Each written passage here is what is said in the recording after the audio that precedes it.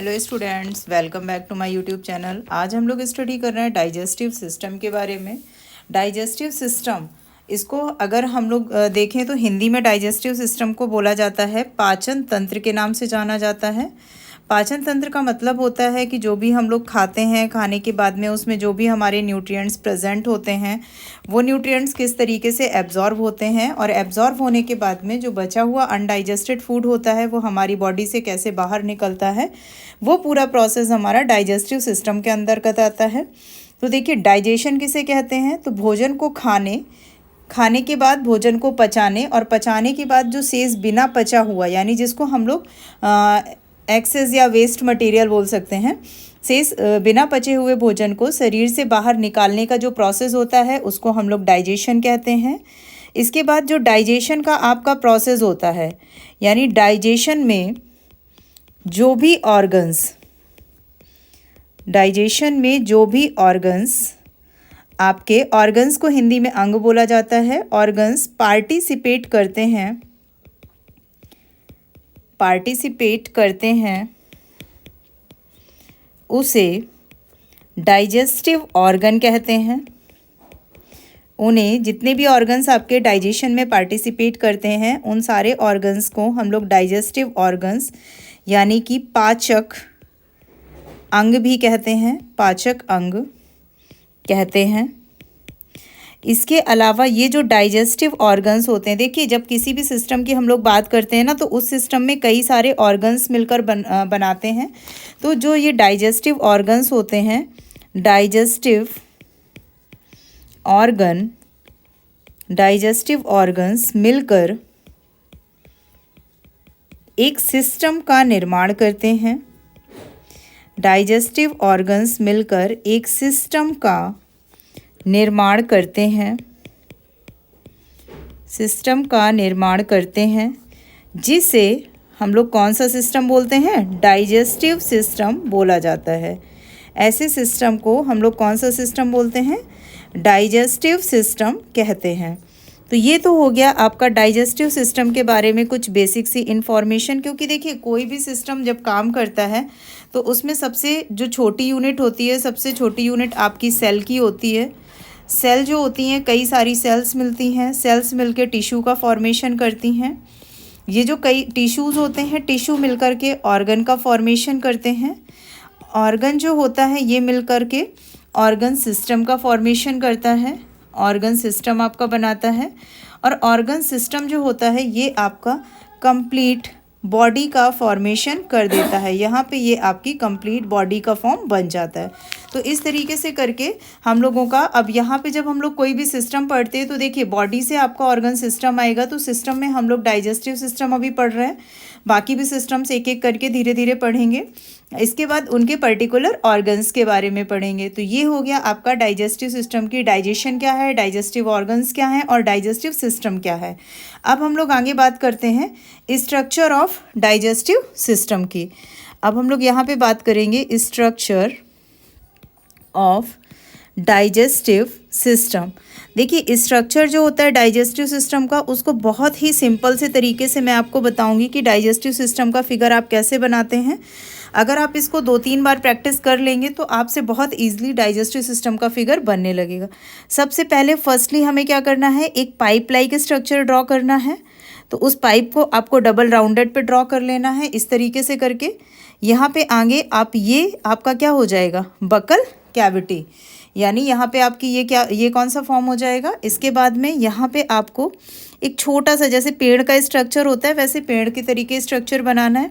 यहाँ पे आप लोग एक रफली क्वेश्चन मार्क इस तरीके से बनाते हैं, वही क्वेश्चन मार्क आपको यहाँ पे उठा के बना देना है। इस तरीके से आप क्वेश्चन मार्क बना लेंगे। क्वेश्चन मार्क के बाद आपको इसको डबलिंग कर देना है। यहाँ पे साइड में एक आपको, जैसे आप लोग त्रिभुज का स्ट्रक्चर बनाते हैं ना, तो त्रिभुज, सीधा त्रिभुज आप लोग ऐसे बनाते हो, तो सीधा ना बना के उसको टेढ़ा करके त्रिभुज बना देना है। तो ये आपका लीवर का स्ट्रक्चर हो जाएगा। लीवर में नीचे की तरफ यहाँ पे एक पाउच लाइक स्ट्रक्चर लगा होता है, उसको गॉल ब्लैडर बोला जाता है। इसके बाद में यहाँ पे आपको एक लीफ लाइक स्ट्रक्चर बना देना है। ये जो लीफ लाइक स्ट्रक्चर है इसको हम लोग बोलते हैं पैनक्रियाज का फॉर्म बोला जाता है। ये इस तरीके से आपका पैनक्रियाज बन जाएगा।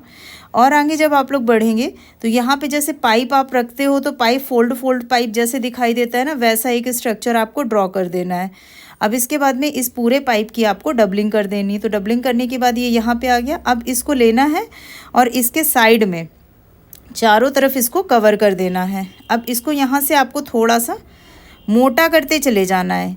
ये जो पाइप लाइक स्ट्रक्चर है आउटर वाला, इसको थोड़ा सा मोटा करके लाएंगे और लास्ट में पतला कर देंगे। यहाँ पे एक छोटा सा होल लाइक स्ट्रक्चर यानी कि एक होल बना देंगे। इस तरीके से करके ये हमारा डाइजेस्टिव सिस्टम का फिगर जो है वो बन के आपका रेडी हो गया। अब चलते हैं हम लोग इसकी लेबलिंग की तरफ कि इसकी नेमिंग कैसे करेंगे। तो देखिए, सबसे पहले डाइजेशन जहाँ से स्टार्ट होता है ये पार्ट हमारा कहलाता है आपका बकल कैविटी। बकल कैविटी जो होता है इसको हिंदी में बोला जाता है मुख गुहा के नाम से भी हम लोग जानते हैं। इसके बाद में और आगे बढ़ेंगे तो ये जो आपने पेड़ बनाया था ये होती हैं आपकी स्लैवरी ग्लैंड।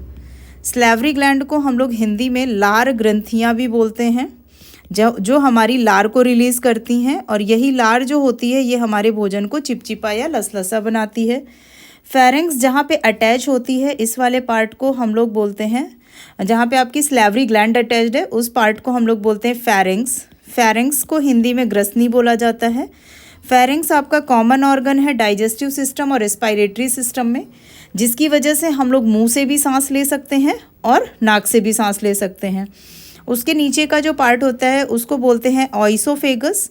ऑइसोफेगस को हिंदी में बोला जाता है ग्रास नली। ये एक पाइप के समान संरचना होती है, इसके माध्यम से फूड आपका स्टमच में पहुंचता है। अब इसके अगर हम लोग बाद की बात करें, ये जो आपने क्वेश्चन मार्क बनाया था इसको हम लोग बोलते हैं स्टमच। स्टमच को हिंदी में आमाशय बोला जाता है। यहाँ पे जो फूड होता है वो हमारा लगभग 3 से 4 घंटे होल्ड होता है, जिसकी वजह से हमको लगभग 4 से 5 घंटे बाद ही दोबारा भूख लगती है। इसके बाद में ये जो पार्ट आपको दिख रहा है ये लीवर है।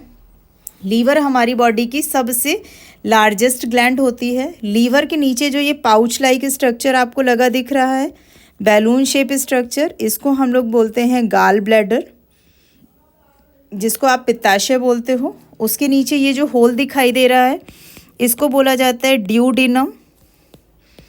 ड्यूडेनम या फिर हिंदी में बोलते हैं इसको ग्रहणी।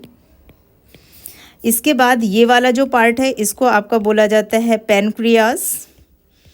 पैनक्रियाज को हिंदी में अग्नाशय बोलते हैं। पैनक्रियाज जो है ये हमारी बॉडी में पाई जाने वाली मिक्स ग्लैंड है। इसमें हमारी एंडोक्राइन और एक्सोक्राइन दोनों टाइप की ग्लैंड्स प्रेजेंट होती हैं। अंदर जो छोटा वाला पाइप आपको लगा दिख रहा है इसको बोलते हैं स्मॉल इंटेस्टाइन। स्मॉल इंटेस्टाइन का मतलब होता है छोटी आंत बोला जाता है इसको। इसके बाद में इसके बाहर ये जो बड़ा वाला फॉर्म दिख रहा है जो छोटी आंत को कवर कर रहा है उसको हम लोग बोलते हैं लार्ज इंटेस्टाइन।